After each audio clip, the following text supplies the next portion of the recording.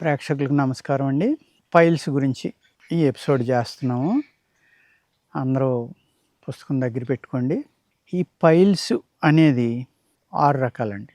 1 వంశపారంపర్యం, 2 bleeding piles, 3 without bleeding వచ్చే piles అన్నమాట. ఇది వాత పిత్త కఫాలను తీసుకుంటే మళ్ళీ 3 3 9 అవుతాయండి. ఈ పైల్స్ రావడానికి కారణం మెయిన్ ఏంటంటే కాన్స్టిపేషన్ అనేది మెయిన్ అండి. అంటే సాఫీగా మోషన్ అవ్వకపోవడం, అర్థమైందండి. ఈ కాన్స్టిపేషన్ అనేది ఉండడం వల్ల ఇది గట్టిపడిపోయండి. స్టూల్ అనేది మనకి మోషన్ అయినప్పుడు యానస్ దగ్గర చిట్లడం, లోపల స్కార్ ఏర్పడడం, ఇది కొలాన్ ప్లేస్లో ఆ ఏర్పడినప్పుడు ఏం చేస్తుందంటే ఈ బ్యాక్టీరియా అనేది అక్కడ చేరుతుంది. ఆ బ్యాక్టీరియా నుంచి మన శరీరాన్ని కాపాడడానికి దానిపైన ఒక తొడుగు లాంటిది ఏర్పాటు చేస్తుంది మన శరీరం. అది నెమ్మదిగా పెద్దదైందనుకోండి, అది పైల్స్ కింద కన్వర్ట్ అవుతుంది. వంశపారంపర్యంగా వచ్చేవి ఏమవుతాయంటే వాటిలంతటా అయ్యే పుడుతూ ఉంటాయి, ఇలా స్కార్ లేకపోయినా. అంచేత ఈ వాతపిత్త కఫాలు అలా ఉంచితే బ్లీడింగ్ పైల్స్ అనేవి కొంతమందికి ఎంత ప్రమాదంగా వెళ్తాయంటేనండి, ఒక రోజులో ఒక పావు లీటర్ అయిపోయే కేసు కూడా నేను చేశానండి. పావు లీటర్ నుంచి అర్ధ లీటర్. పైగా ఏజ్ అంతా ఒక 75 ఏళ్ళు ఉంటాయి ఆయనకి. నేను ఆయుర్వేదం నేర్చుకోవడం మొదలుపెట్టిన కొత్తలో ఆ ఏజ్ తోటి ఏమవుతుందంటే ఆయనకి పాపం ఈ బ్లడ్ మోషన్స్ అయిపోయి విపరీతమైన పెయిన్ ప్లస్ యానస్ ప్రొలాప్స్.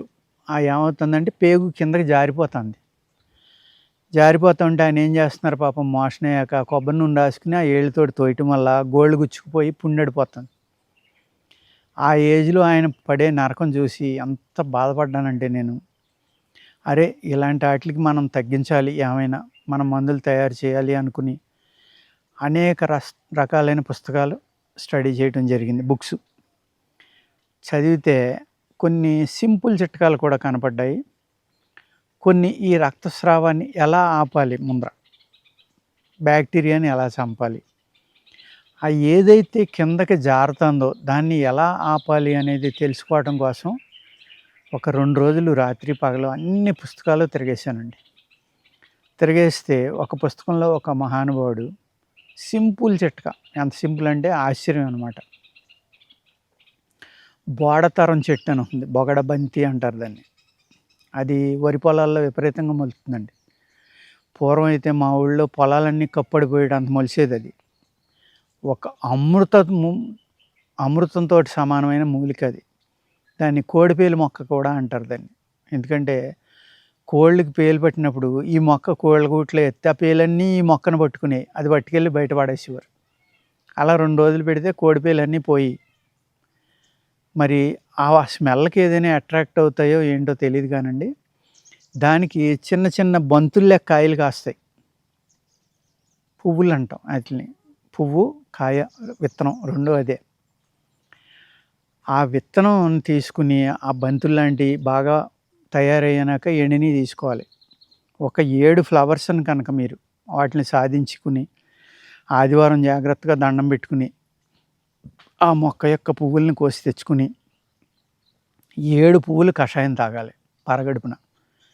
సూర్యోదయం అయిన వెంటనే ఆ 7 పువ్వులు ఒక అరగంట నానబెట్టి నీళ్ళల్లో 200 mlలో అది బాగా 75 ml అయ్యే వరకు మరగబెట్టి గుడ్డతోటి వడపోసుకుని దాన్ని గోరువెచ్చగా ఉండగా టక్కుమని తాగేయాలి. అలాగా ఇచ్చి ఆయనకి నేను అప్పుడు ఈ ఉల్లిపాయ ఉంటుంది చూడండి, ఉల్లిపాయ గురించి నేను చెప్పిన ఎపిసోడ్లో చెప్పా. మన నీరుల్లిపాయ కూరలో వండుకుని ఉల్లిపాయ సన్నగా తరుక్కుని దాన్ని వెన్నలో కలుపుకుని తినాలి పరగడుపున. ఇది ఒక 10 రోజులు 15 రోజులు తాగుతా. ఇది తాగిన వెంటనే అది తినమని చెప్పాను ఆయనకి. 2 రోజుల్లో బ్లీడింగ్ ఆగిపోయింది, నొప్పి తగ్గిపోయింది.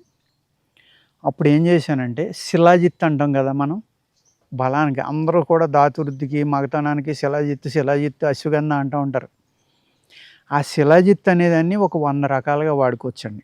ఆ శిలాజిత్తుని శుద్ధి చేసిన శిలాజిత్ తీసుకుని ఒక గురువింద కన్నా చిన్న మాత్రలు చేశాను. కొబ్బరి నూనెలో ముంచి ఆ మోషన్ అయిపోయిన తర్వాత లోపలికి పెట్టుకోమన్నాను ఆయనకి. వితిన్ 3 డేస్‌లో బయటికి రావడం మానేసిందండి. ఆయన వయసులో చాలా పెద్దాయన నాకన్నా అప్పట్లో. ఆయన వచ్చి నా కాళ్ళకి దండం పెట్టి, "నాకు మళ్ళీ జీవితాన్ని ఇచ్చారు మీరని" చెప్పారాయన. నాకు ఎంత ఆనందం వేసిందంటే, ఇక్కడ డబ్బులు తీసుకుంటున్నామా లేదా అనేది కాదండి. ఒక ముసలి ఏజ్ అయిపోయి నరకాన్ని అనుభవిస్తున్న ఒక ఆత్మని ఆ కష్టాన్నించి రక్షించి సుఖం వైపు తీసుకెళ్ళాను నేను. అది నాకు ఎంత ఆనందాన్నిచ్చిందంటే చెప్పలేనండి.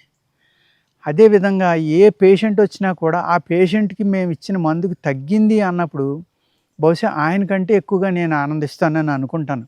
ఇది మీరు నమ్మండి, నమ్మకపోండి. అంత తృప్తి అనేది నాకు కలుగుతుందండి. అందుచేత మీరు ఇటువంటి చిన్న చిన్నవి చేసుకుని, ఇంకా అనేక రకాలున్నాయి పైల్స్ కోసం. నా దగ్గర మందులున్నాయండి. నేను ఒక 10 డేస్ ఒక మాత్ర ఇస్తా. ఉదయం లేవగానే ఒక మాత్ర ఏసుకోవాలి. 10 డేస్‌లో తగ్గిపోతుంది. తగ్గకపోతే కనుక ఇంకొక 20 రోజులకి ఇంకో 3 క్యాప్సూల్స్ ఇస్తానండి. Per day 3 capsules. వాత శరీరులైతే వాటర్ తోటి, వేడి శరీరులైతే పటిక బెల్లం నీళ్ళతోటి ఏసుకోవాలి. 3-4 క్యాప్సూల్స్ మీ బాడీ బరువును బట్టి. అదొక 20 రోజులు, ఇదొక 10 రోజులండి. ఈ ఒక నెలలోనే మీకు పూర్తిగా ఆల్మోస్ట్ నాకు ఇంతవరకు తగ్గలేదని చెప్పిన పేషెంట్ లేరండి. ఫిషర్స్ గానీ, పైల్స్ గానీ 2 తగ్గుతున్నాయి. చాలా పెద్ద పెద్ద పైల్స్ అంటే ఇంతంత కాయలు ఉంటాయండి కొంతమందికి. అయి మోషన్ అయినప్పుడు బయటకొచ్చేస్తూ ఉంటాయి. ఈ నెలలోని అయి కరిగిపోతాయని కాదు. ఆ పెయిన్ గానీ, అయి గానీ తగ్గిపోయి వాటి సైజు కూడా తగ్గిపోతుందండి. ఈ ఆయుర్వేదం మందంటే మీ శరీరంలోకి వెళ్ళాక కొన్ని నెలల పాటు పనిచేస్తూ ఉంటాయి కొన్ని మందులు. కొన్ని సంవత్సరాలు పనిచేసి ఉన్నాయి. ఇంత క్రితం దీంట్లోనే నేను శిలాజిత్తు గురించి చెప్పాను మీకు. ఆ శిలాజిత్తు కనుక సరైన శిలాజిత్తు అంటే ఇస్తే బనాద్ పర్వతాల్లో దొరుకుతుంది. ఎక్కడ? గల్ఫ్‌లో. అది ప్యూర్ శిలాజిత్తు. ప్రపంచంలో అంత అద్భుతమైన శిలాజిత్తు ఇంకెక్కడా లేదు. మన భారతదేశంలో హిమాలయన్ శిలాజిత్తు కూడా మంచిదే. దాన్ని శుద్ధి చేయడానికి 40 రోజులు పడుతుందండి నిజంగా చెయ్యాలి అంటే. ఆ 40 రోజులు కనుక చేసిన శిలాజిత్తు కనుక దొరికితే మిరాకిల్స్ జరుగుతాయండి. అర్థమైంది కదండీ! ఇలాంటి శిలాజిత్తును కూడా మనం వాడుకోవచ్చు. అలాగే మన ఈ అలోవెరా అంటాం ఇప్పుడు. అందరికీ తెలుసు అలోవెరా అంటే ఏంటో. దాన్ని ఆయుర్వేదంలో కుమారి అంటారు. అర్థమైంది కదండీ! దాని యొక్క జిగురు ఉడకబెట్టి అంటే డ్రై చేస్తే ముసాంబరం అంటారండి. ఆ ముసాంబరంని ద్రాక్ష పండు కలిపి నూరి కనుక రాస్తే చాలా అద్భుతంగా మీకు తగ్గిపోతుంది. కానీ దారుణంగా మండుతుందండి. ఆ మంట భరించలేక అది వద్దు అంటారు కొంతమంది ఒకసారి రాసుకునే. అందుకు 2 రకాల కాంబినేషన్స్ తోటి మందులు ఇస్తామండి. ఏది? ఒకటి 10 డేస్ వేసుకునేది, ఇంకోటి 20 డేస్. దాంతోటి ఏమవుతుందంటే మీకు పూర్తిగా తగ్గిపోతుంది. ఆ శిలాజిత్తు గురించి చెప్పాను కదండీ! శిలాజిత్తు మనం తిన్నామనుకోండి, అది 20 సంవత్సరాల శరీరంలో ఉంటుందని కొంతమంది రాశారు. 40 సంవత్సరాలు మన శరీరంలో ఉంటుంది ధాతువులుగా తయారైపోయి అని కొన్ని బుక్స్‌లో ఉందండి. ఆయుర్వేద శాస్త్రంలో చెప్పినయి అబద్ధాలు ఏముండవు. వాళ్ళేదో లేనిది ఉన్నట్టుగా రాసిన వాళ్ళు కాదాళ్ళు. యోగులు. మన యొక్క జీవన విధానంలో జబ్బులు తగ్గించుకొని సుఖంగా ఉండటం కోసం వాళ్ళ యోగ శక్తిని ధారపోసి ఆ మూలిక గురించి తెలుసుకొని మనకి గ్రంథాల ద్వారా ఈ అద్భుతమైన నాలెడ్జ్‌ని అందించారండి. వాళ్ళు అబద్ధాలు ఆడతారని నేను అనుకోను ఎట్టి పరిస్థితిలో. వాళ్ళు రాసిన దాంట్లో తప్పు ఉంటుందని కూడా నేను అనుకోనండి. అందుకు ఈ మందు నెలవాడి మానేసినా కూడా ఇంకొక నెల, 2 నెలల్లో పనిచేసి పూర్తిగా మీకు తగ్గిస్తుందండి. అంటే ఎంతో కొంత ఫెయిల్యూర్ ఉండొచ్చు దేంట్లో అయినా. 100కి 100% తగ్గిపోతుందనే మందు ఈ భూమి మీద ఎవరూ ఇవ్వలేరు. ఇస్తే కనుక ఆయన భగవంతుడితోటి సమానం. ఆయన మానవుడు కాదు. ఆయన కాళ్ళు నేనే ఎళ్లి మొక్కుతాను. అర్థమైంది కదండీ!